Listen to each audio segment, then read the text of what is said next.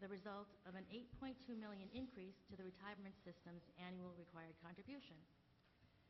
The county is required to make its full annual required contribution under county law. This budget only reflects contributions to the retirement system for general government employees. Funding for component unit employees are appropriated separately within each component unit's budget. Beginning on page 6, we explain the increase to the annual required contribution. This is the very technical section of our analysis. But in general, salary increases in recent years have and will continue to push up the annual required contribution. As you can see on the top of page 16, the county has taken a number of steps that strengthen the retirement system. Each of these steps reduce the amount that the county is required to make to meet the liability for pension costs, which includes pension payment benefits and administrative expenses. And as you can see on the top of page 18,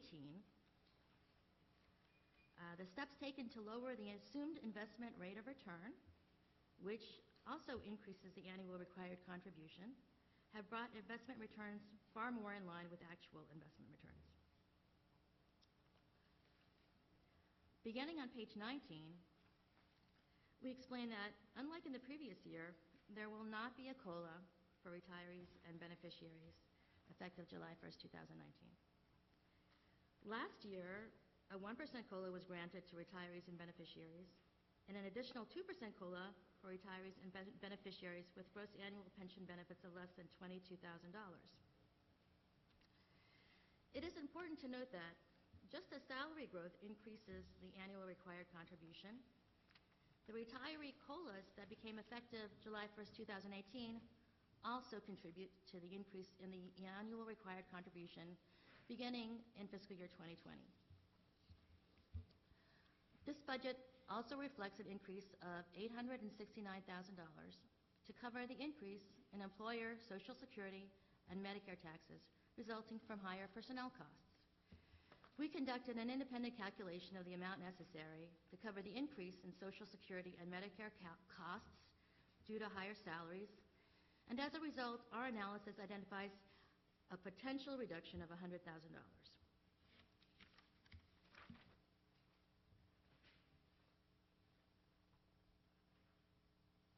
All done? Okay. So on retirement. Just a quick question. Yes, sure.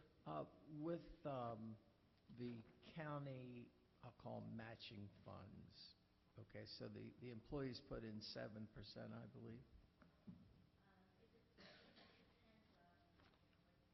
Okay. Well, what is the average percent then that the county is putting in compared to the employees? I know on the state level, when I left in 2014, employees were putting in 7%, and the state was matching it with 24% to try to fund it. Do you know, is there such a number? There is definitely such a number. Don't have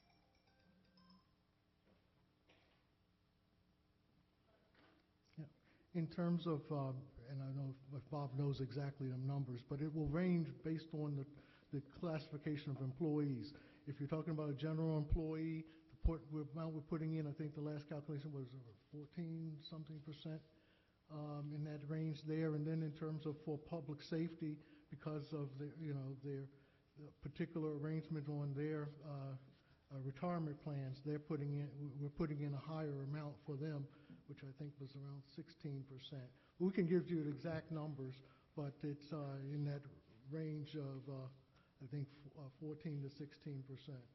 Now, does this, I know that prior to 2014, I think the county floated bonds for the retirement system. Does this include the debt service on those bonds? The debt service on those bonds is shown in the debt program that we'll also be talking about in a little while. Okay. All right. In terms of the percentages for benefits for this 20 regular county employees, it's 15.2%. For those who are participating in the component units like the Board of Ed, it's 7.12%. For police, it's 39.4%. For firefighters, 39.7%. For correctional officers, 19.6%. Average total across the board is 23.73%. Alrighty. Well, Mr. Dorsey, I guess if you could just perhaps go through the auditor questions, I think Okay. starting on page 7, and we'll just kind of address them. And as I begin, I just want to introduce Robert Barrows, who is our investment manager for the county, but also is the manager for the retirement area. And so he is also here addressing any questions you may have. The package that Ms. Rubin has prepared, one of the first items on page 4 is a suggestion to reduce the allocation for Social Security by $100,000, and then it says plus to be determined, and that's where our traditional approach is. At the end of all of the discussions you have, if you end up changing, eliminating positions or something like that, the auditor staff will come back and adjust the Social Security for any reductions in personnel costs that have that develop over the course of the next week or so. In terms of the $100,000, we would object to that reduction. One, it's premised on just the increases in terms of the costs for the approved cost increases, but in fact, we were looking at FY 19 coming in and having an overrun of roughly $60,000, as well as the additional cost for various increments for next year. We would disagree with that cut of $100,000. The second item is the suggestion that we increase this is, I guess, not a suggested cut, but just a discussion of an increase to the annual required contribution for the retirement system. And in those questions dealing with that, it addresses first element is an 18.4% reduction in the required contribution for the schools. That's based on a 5-year experience study that was done during the summer of 2018 that identified that there was less cost needed in terms of funding out the retirements for that group of employees. Understand, most school system employees are not part of our retirement system. This is referring to those people who are non-certified, custodial workers, office staff, and so on, others who cannot, who are not teachers, basically. The rest of the discussion deals with this understanding what was happening in terms of the increases. There was a question about the methodology used for Metropolitan District Fund, and what we were doing there was just trying to go back and look at the actual costs that we were incurring, based on a head count basis, and dollar salary amount, how much you would attribute to the Metropolitan Fund as opposed to the general fund. And they raised the question about the litigation. As you know, we still have that case out there where we're still pursuing in terms of a settlement, where there was a question about whether the county discriminated against older employees, and that issue is still going through the legal processes on that. Other issues that they brought up was in terms of, one, again, talking about that experience study that I mentioned that occurred during the summer of 2018, and there, I get to it, the gist of their questions are on page 18 of the package. And they're asking about long-term outlook for the system's financial condition and contributions for employee and the county and employees. First of all, I want to clarify in the analysis, it mentions some things that do affect the long-term outlook. That is in terms of the returns that the system will regain. But the even more primary issue is we're a mature system. When we first started out in 1945, there were a whole lot of actives and no retirees. Over time, the number of retirees increasing, and as long as we continue to curtail the number of new positions added to the county's budget, then it becomes an issue that the cost is going to be greater as you have less active employees feeding money into the current system.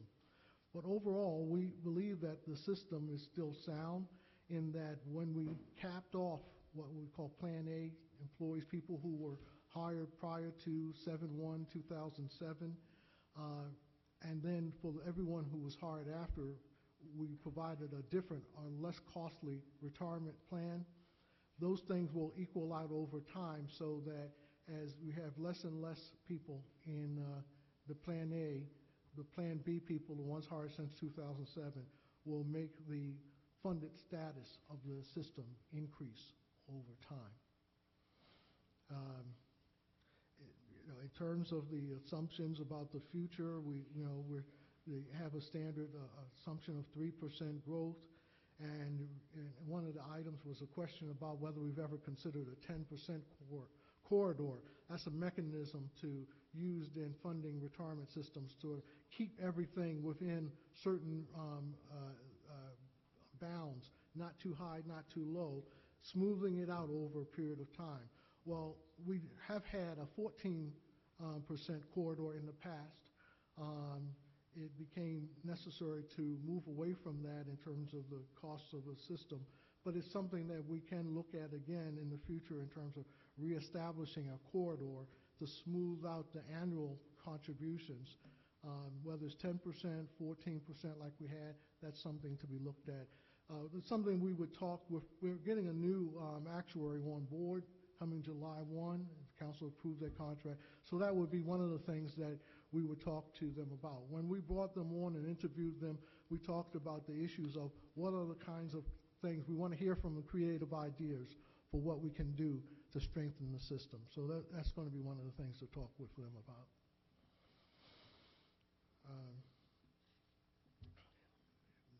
Number 4 goes on to talk about the 0% COLA for retirees. The objective for us in terms of the retirement system is trying to make sure it remains viable, make sure it remains healthy. And so it is by design that there are going to be periodic COLAs, but the idea of the system is not to make it so that you're giving away so many COLAs that the system then crashes on itself. So as an objective of preserving the system, it is a case that we're looking, if you don't have the amount of returns in terms of good years of investment, enough to accrue enough money into the post-retirement fund, we wouldn't be giving out a COLA. That's the objective of the system, to keep it healthy. That's one of the positives about the system, as opposed to some other locations. They give out COLAs so regularly, the system sort of caves in on itself. There was a question about the new actuary. The question is whether the new actuary will be providing more information. I'd say yes. Specifically, which ones, that's something we'll work with them when we start talking about next year's report. But from what they have given us when they came in for the bid proposal, they showed a lot more variety of kinds of reporting and details that we were not seeing, and that was one of the positives as to why they were selected. in terms of having future reports online, there would be no problem with it once, the reports have been accepted by the retirement board, and then they would be able to be placed online. That's it for the prepared questions. Questions from the council? What is our current pension funded status as far as just the percentage? It's about 62%. And I mean, obviously, because we're at, 6.375, where we used to be a lot higher. Yes. I mean, so if we were, say, at 7%, our pension funded status would be considerably... Yes, our funded status would be higher. The assumptions about the liability for the system is based on what you're assuming in terms of that discount rate. And the lower it is, it increases the projected liability. And are there any plans to move that percentage higher in the next 5 or 10 years, maybe using some general revenues, or is it more just kind of letting it sit there until the 2007 starts to really... Yeah, I want to be clear for your question. Are you saying in terms of changing the discount or changing the funded status? It's funded status. Okay, yeah, in terms of that would be an issue that the administration or someone in the future could address in terms of a separate infusion of cash, if there was the case where the revenues and other resources of the county made it possible, but that would be competing against other options as well. Do the bond rating agencies, have they expressed concern about the even though we're clearly doing the right thing by doing the 6.375, are the bond rating agencies mentioning that percentage is lower than they'd like to see? No, none of them have expressed that. Some may find that it's good. Some have expressed, positive aspects of the fact that where you have some systems that are out there that are still hanging in the high 7s, which are ridiculously, that's why the rating agencies have changed from looking at what a jurisdiction may provide in terms of their funded status, and they come up with their own discount rate. And so if they're coming up with a discount rate of 5, those that are hanging up higher are going to have a very negative impact as a result of their recalculation. For us being closer to 6, we won't be as far off in terms of when they do their recalculation, but they have established, because there's such variance, they're going to use an independent number and not base it on the settled discount rate for any individual jurisdiction. What percentage of our funds in the system are indexed? 18%. 18%? Mm-hmm. Is the system considering maybe adding more to indexing that generally has lower cost and captures the market return sometimes better than the higher price managers? Yeah, I mean, we can. We look at each year, we look at in terms of the allocation of funds. We look at it every February. And in terms of what is, considered for the future, we make those decisions at that time. What are we in stocks right now, just curious, the percentage of stocks versus bonds? You think it was that high? 65? I think it's close to 60. I think it's closer to 60 in terms of percent. One of the things that we have to do, and so I think I may have seen some question along the way about, risk and so forth. We try to act as a prudent person would in terms of we are trying to make sure we are not taking too many risks, because most important part as the Board of Trustees for the retirement system, don't take risk with the principal amounts, the foundational amounts, so you have the money there. And yet we also have a competing objective. We know employees, the retirees want to see increases, so we have to look at those kinds of investments that will give us a return that at least gets up to that 6 3/8%.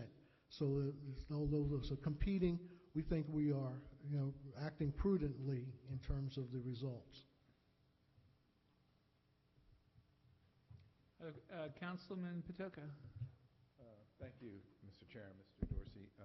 Mr. Dorsey, do you have a sense on how Baltimore County fares in relation to the neighboring jurisdictions in terms of retirement benefits?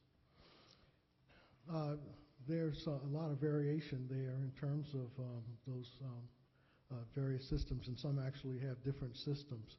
I know that in some they have aspects where some have cut off, like I think Montgomery County is a defined contribution program for their people. For Harford County, I think they stopped and created a bifurcated system in terms of, like us, a more generous plan for people hired to a certain date, and then a less generous plan for people hired after. Do you remember any other details, Bob? Yeah. Yeah, I know that there have been issues with the like Baltimore City in terms of their plans, and some discussions as to whether or not perhaps a little lucrative, very lucrative on that side. But we'd have to do a research. It's been a while since I looked at it. I'm just curious if a prospective employee, given an offer from one of the neighboring jurisdictions, would look at not only pay but also long-term benefits, and if we're competitive in that regard. So, I know it's difficult to answer that right now, but maybe Mr. Blades will help us with that in the future. Yeah, I mean, if when you say in terms of competitive, we'd have to lay out for them all of the aspects of not only in terms of what are you paying in terms of your contribution, what the ratios are in terms of we're at 1/70 for a new hire versus some others may have a different amount. We have a very good disability component to our system. If someone is in terms of a disability retirement, whether it's ordinary or accidental disability, so you'd have to look at the full scope of it. We have various options that are there, like an option 7 that our public safety people have that allows them to not only have a decrease when they come out in terms of their spouse, but if their spouse dies, then they are able to bump back up to what they would have had, and then, other kinds of options that we have. So it would be a really detailed look if you want to really make it an apples-to-apples comparison. Thank you. Councilman Catch? Very quickly, with the increase in COLA, whatever you want to say, for retirees, are they getting one every 5 years, every 10 years? What's been the average? Well, there was a period before, I guess it was 2009, 10, yeah, period before 2010, it was coming pretty regularly. From 2011 through 2017, there was no COLAs. And so that's the nature of the system, and the safeguard of the system is that COLAs are given when the county has accrued surplus funds and in the retirement system, and 2, that the cost of living in that particular year would also justify an increase, where we're looking at a minimum of 1% in order to provide for a COLA. Is this a flat 1%? Would be 1% of the person's benefits. So once they get 1%, it's added to their current retirement. The next time the county gives increase in retirement, is it, let's say, 2% of the previous number plus the previous 1%? Yeah, Okay. yeah, it's cumulative. Cumulative, okay. At one time, the states was not. That's what I'm asking. Just philosophical questions. Given that the 10-year bond is, 2.485%, if you have 60% of your money in stocks and 40% in bonds, at such historically low interest rates, it's going to be pretty hard, in my opinion, get 6.375% over the foreseeable future, because a lot of your bond position is going to be pretty anemic. It's not just in terms of, we mentioned about bonds, stock, as you asked, but we also have other investment tools. We do private investment. We have other investments that are mezzanine and other kinds of things. Sometimes they're contra what's happening in the stock market, so as a safeguard, a backup for those kind of things. So it's a variety of activities. Now, from your question in terms, I'm not sure if you're suggesting perhaps that we have a higher level in terms of bond participation. The lower level bonds, Oh. because these are like long-term liabilities, and our time horizon is not Oh. an individual time horizon, it's a system time horizon. No, is it 60 in bonds?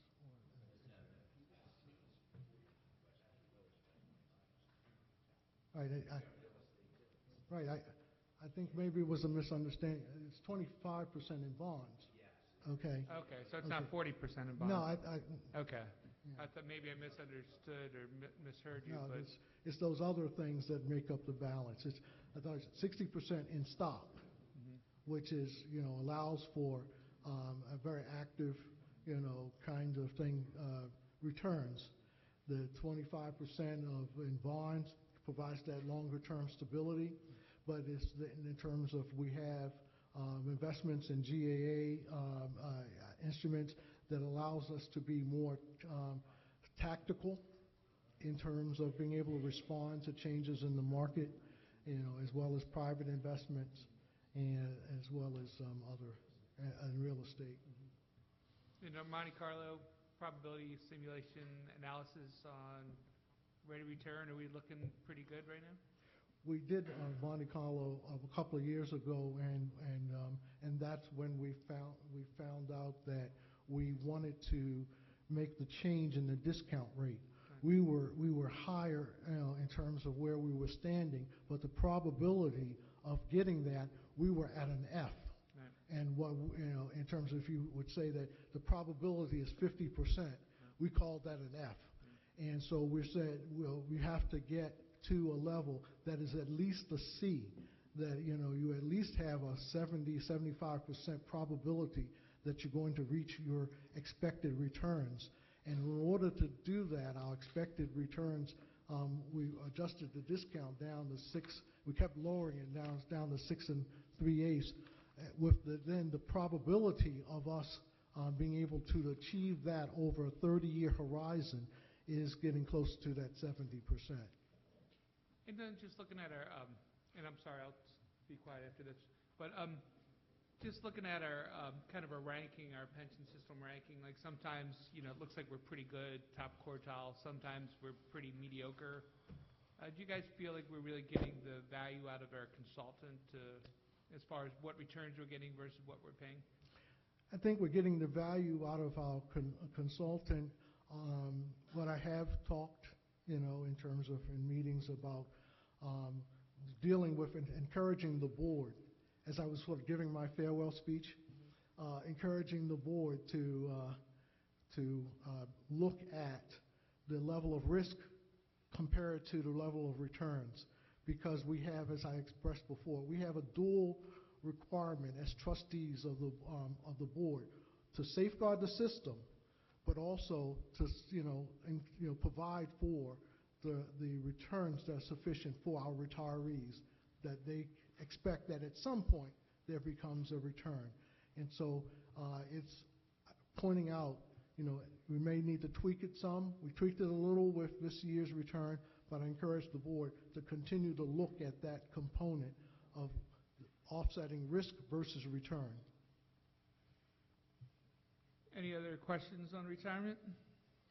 So we'll move on to insurance. That's tab 43.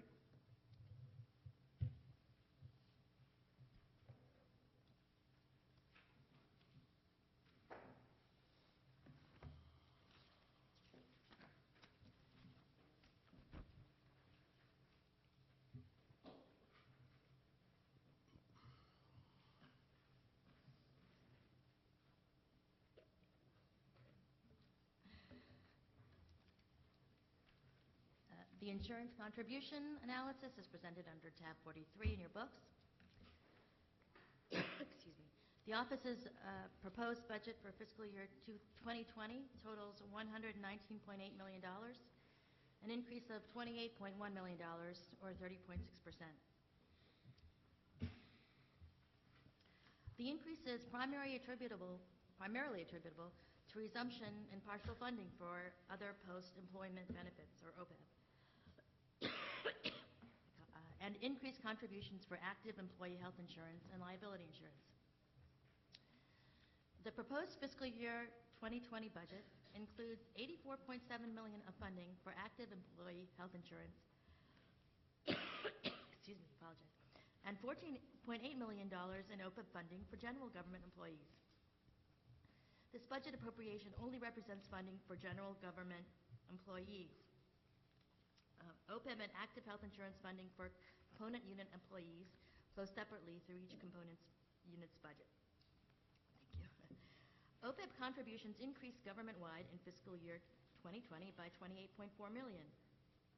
Though the amount does not fully cover retiree and beneficiary claims costs, it does signal that the county is moving in the right direction in terms of improving the fund's financial viability. In addition, we just received from the administration today a multi-year forecast for ramping up OPEB contributions. Our analysis identifies a $23 million potential budget reduction. Our office identified a similar kind of budget reduction to the budget in fiscal year 2019 of $4 million, which was recommended due to help meet the council's desire to be in compliance with spending affordability guidelines. As you can see in the chart on page 5, a favorable claims experience has led to excess reserves beyond the amount recommended by the county's insurance consultant. The blue portion of the bar reflects the required reserve amounts. Based on the office's projected surplus as of June 30th, 2019, a $23 million cut would still leave a cushion of $8.7 million in excess of funding above the recommended level of $26.8 million. We have identified several issues of interest, and I have posed a number of questions to the office. These issues begin on page 5. Good afternoon again, Chairman and members of the council. Before I begin, I want to introduce again Ms. Becky Ellis. She is the health insurance administrator for the county. The first item there on page 5 is the idea of reducing the health insurance reserve, $23 million. Of course, I would disagree with that. What the law requires is not that we only provide for the amount of the incurred but not reported, but it says that the Director of Budget and Finance is supposed to establish a reasonable reserve. I've established it at this level because the part of the issue is having flexibility when things may occur and being able to adjust accordingly. And Mr. Chairman, you may recall when we've had meetings with the rating agencies, one of the things they're looking at is what are the other pockets of flexibility do you have in your budget? And this is one that's been there. I think it's appropriate level where we have it right now because there are always things that need to be addressed. We've made assumptions about what's going to happen in terms of income tax and everything else. We've come to find this year particularly that that was a severely impactful issue for us. So we would disagree with the idea of a reduction there. Number 2 deals with OPEB funding. The whole idea, the concept of OPEB and dealing with the projections. Right now, what was made clear over the last couple of months that we were looking at, if we did not make changes from the current FY19 level of funding of roughly $5 million, having actual pay out-of-pocket cost of exceeding $100 million, that the reserve for the OPEB cost would run out in a few years. And so the county executive has begun the process restoring the county back first to a PAYGO level and ultimately to a level that would have us at least at 50% of the level of liability. The outstanding liability for the projected most recently for the fund is $3,654,000,000. That was the amount that was anticipated. We have had a reduction in that level of liability by $900 million, and I'll explain why in a moment. So our purpose is trying to get up to, we're trying to build up to the original, that $3 million level as a target. But first of all, by 2028, that we would at least get back to the PAYGO level. In other words, the amount we were putting into the fund would meet or exceed the amount being paid out of the fund in order to pay for benefits.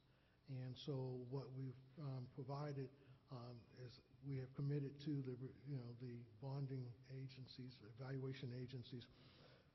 This plan allows for us to do that, to get back up to PAYGO by 28 and eventually get up to or exceed the 50% level by 2048.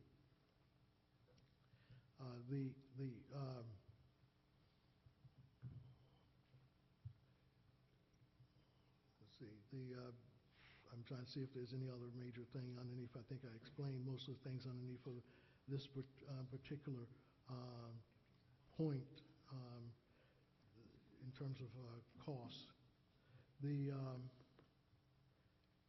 In terms of number 3, the questions, that deals with the OPEB trust and financial condition and new standards, and asking about the financial condition of the OPEB trust. And as I said, it was what we had done.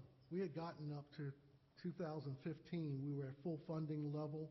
We had funds in the account that exceeded $400 million, but there was, in comparison with other jurisdictions around the country, we had an excess level of funding, both in terms of how much we had in the reserve and the amount we were putting into the reserve. At that same point in time, as you know, we had the effort to try to provide additional PAYGO funding for the capital construction program. And so for the next several years, we were not putting in the full level of funding into OPEB, but instead putting it into school construction. But now, as I said, we've begun to draw down on that excess of $400 million. So now we were getting to a point where we really needed to reverse course and start putting monies back in. This year's budget, FY20, begins that process by adding an additional $29 million or more to the OPEB funding, and then it will continue to increase over the next several years until it gets up to an annual appropriation equaling the PAYGO amount. Councilman Markston Jones. So as we look at this $23 million, I want to ask the auditor, anyone on the auditor's staff to respond. Why would you recommend this if you didn't think that this was something we could do, this sort of cut? Just react to Mr. Dorsey's comments. So just to be clear, we're not recommending the cut. We're identifying I know, yeah, semantics. it's We've potential. identified it for our discussion. So it's there. I mean, the funding is there. If you look at the chart on page 5, the really colorful one, the green is really the excess reserve that's been left there each year. And then the other colors atop the green are funds that have been used for other purposes. Like the yellow shows transfers to unrelated programs.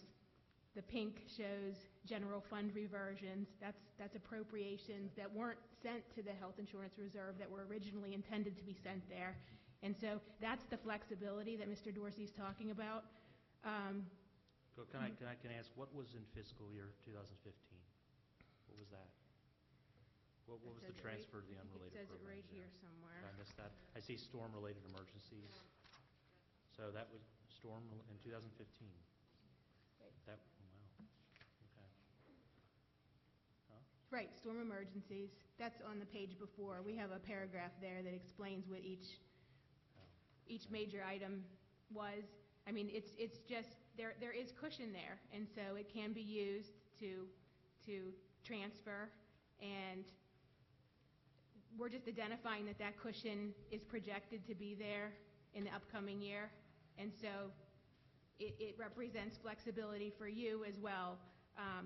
Just like it did last year, you took a $4 million cut in order to make the budget comply with spending affordability last year. Councilman Jones? So, Mr. Dorsey, the Budget Office has identified the $23 million in possible reductions. And The auditor's office, the auditor's office. not us. Well, right, I'm sorry, the auditor's office. Well, I'm getting, I guess my question is, you said you're against the reduction. Mhm. And I'm thinking you're against any reduction, like Any? none, like Yeah. not $1 million, not $2 million, like nothing. That's your story? $20.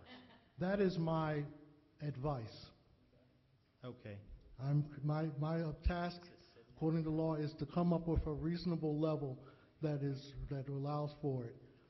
In terms of just as, if they're saying as just a cut for no reason, then that wouldn't be I would not suggest that is a good idea. The auditors have pointed out last year, we did do a $4 million cut because the state initially said that certain items in the school budget, $4 million worth, were not going to be allowed underneath of exclusion from maintenance of effort. That put us, by their decision, put us above spending affordability. In consultation with the council, the administration agreed that in terms of a place to cut, that would be an appropriate place to cut without the necessary disruption other places would be. Subsequently, we found out that the state reversed itself and decided to allow for that exclusion, and so, the sort of damage had been done. But my advice is that in terms of, I would encourage, to maintain a level of flexibility there in this part of the budget. I mean, Okay. and just to point out, to add one thing, there is an operational surplus projected this year, and that's after the $13 million that will be reverted at the end of this year, and that's after the $4 million cut from last year at this time. And that's with not the certainty of knowing what's going to happen with the first quarter distribution of income tax, which neither of us will know until May 31st. And so that's the flexibility we're talking about. Other questions from the council? Councilman Patoka? Just for clarity, from your perspective, Mr. Dorsey, this is an all or nothing dollar amount? No, I wouldn't say it's an all or nothing. I'm not saying that it can't be. I would just advise that it not be unless there was an offsetting really, reason for it. Last year, there was a good reason for it.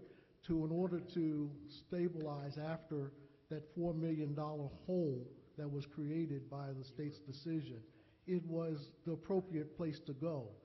I don't know whether you all are looking at a similar kind of situation for this year, but as a general principle, I would not say this is something that should be cut just as an offer of saying, well, just cut it for no specific reason. Thank you. Councilman Marks? So in your discussions with the rating agencies, what would they be comfortable with? Can you volunteer any advice? In terms If we were to cut any of this, I mean, what could we go up to?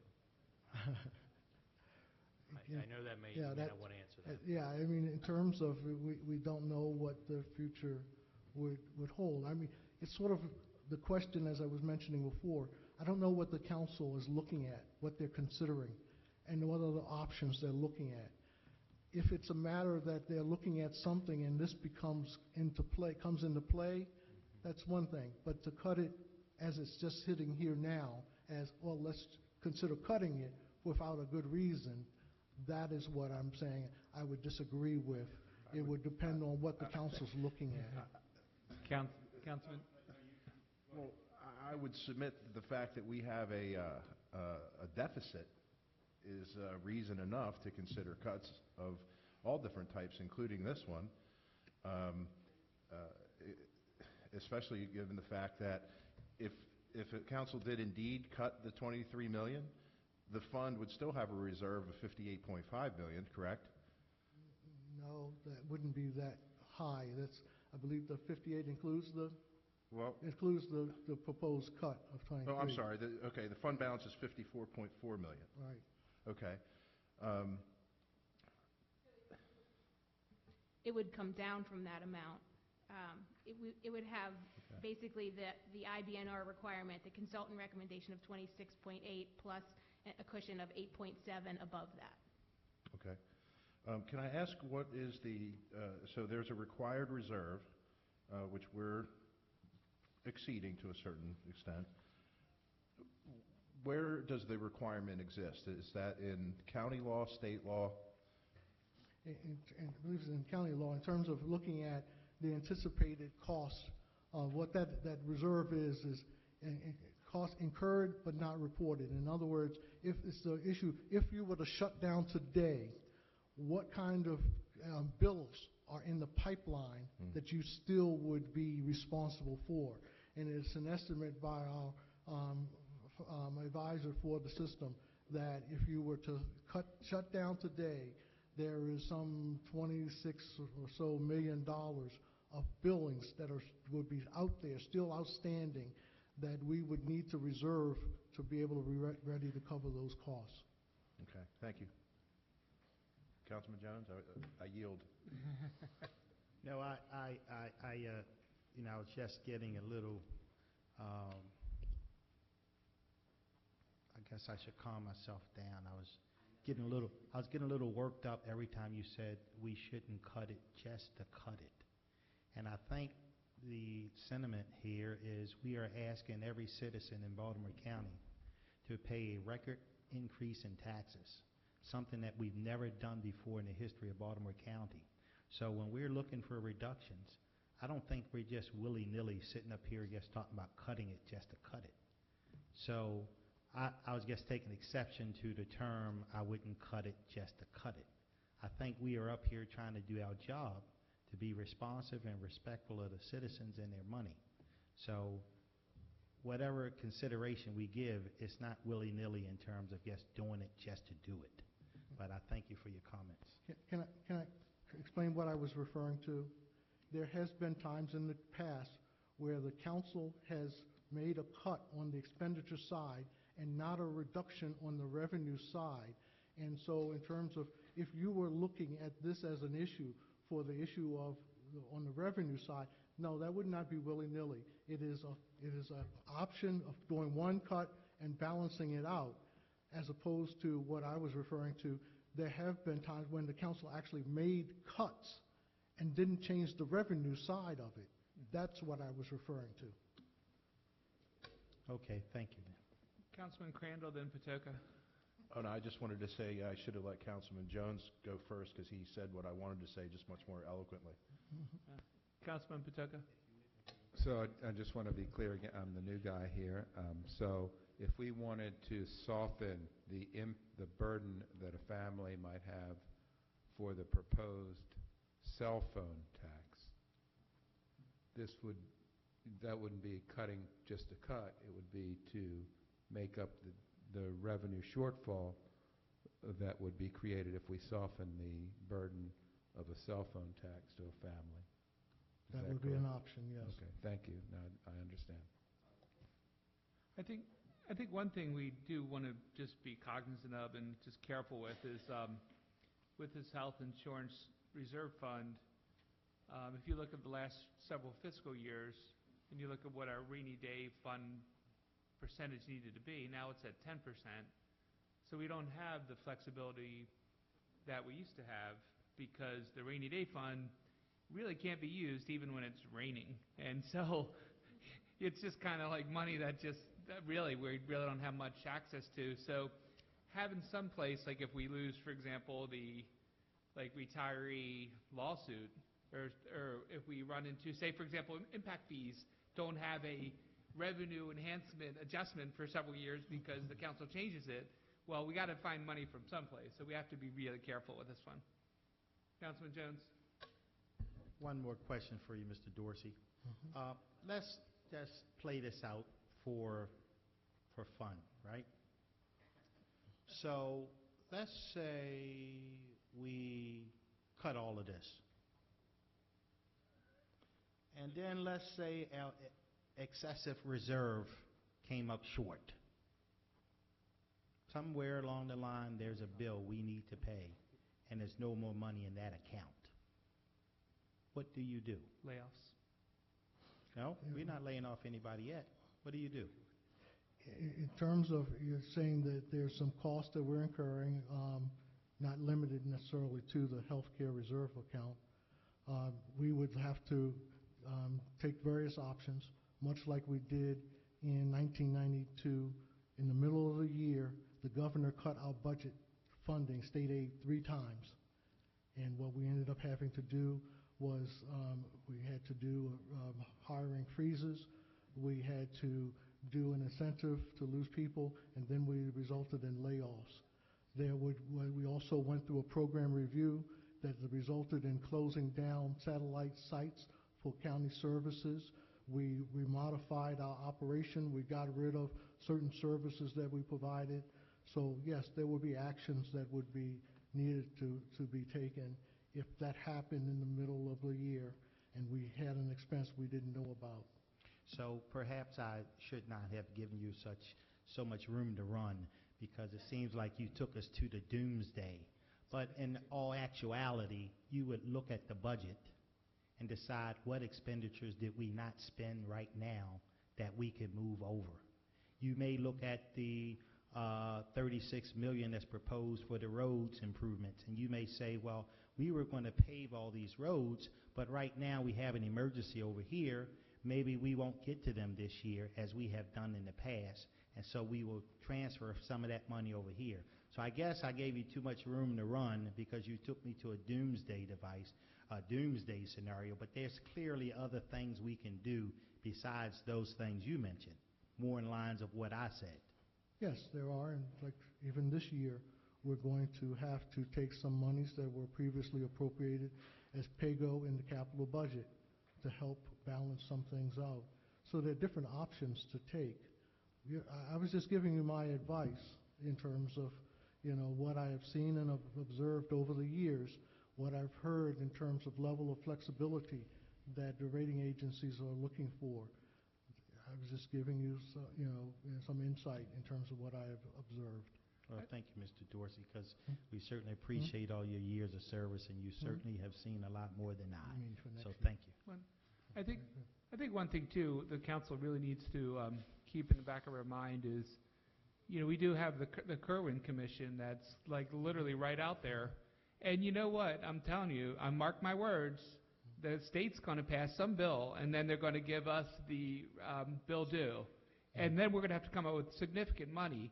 And unless we all want to raise property taxes or income taxes or something else taxes or cut dramatic services next year, I'm telling you, we could be right back here next year.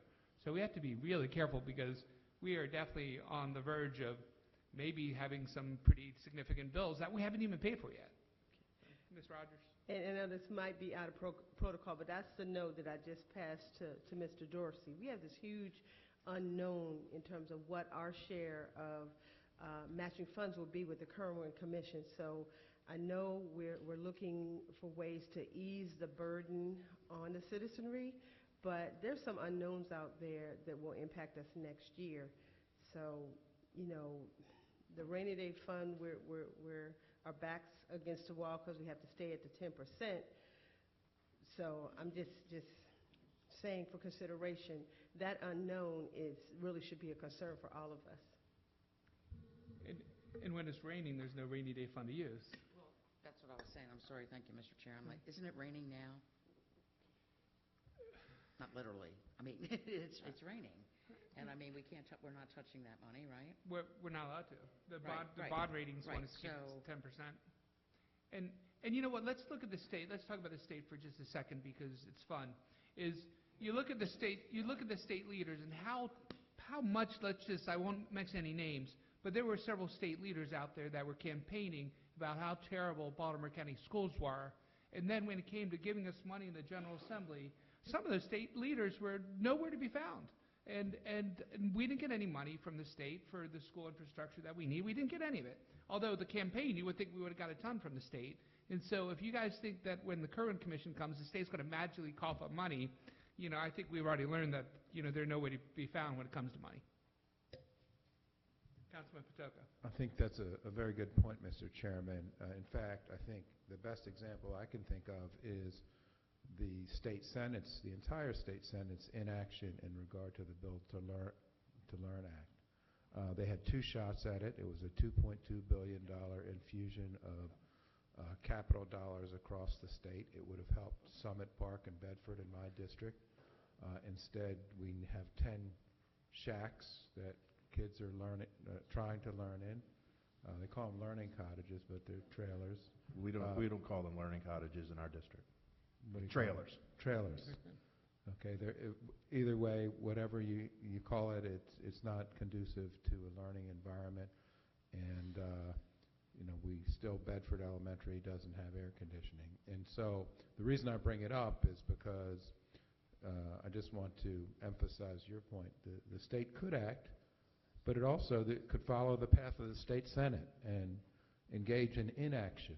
And that inaction occurred with House Bill 727 when the state senate, the entire state senate, it passed in the House 133 to 3.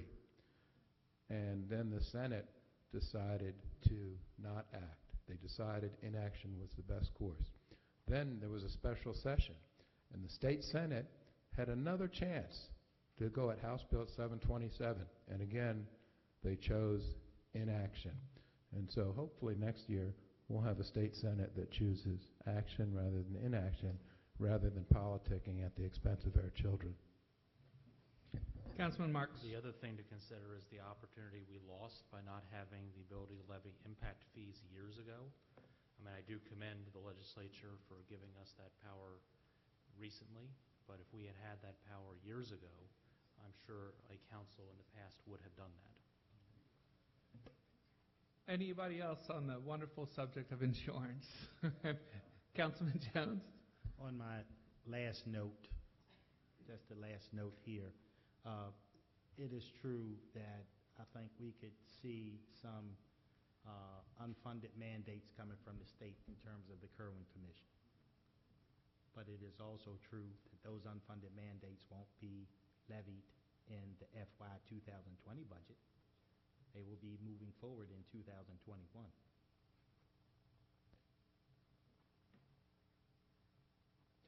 Anybody else? Everybody good? All right, then why don't we keep moving along, and then we'll go to property management, section 25. Property management, section 25. There'll be no break for the council.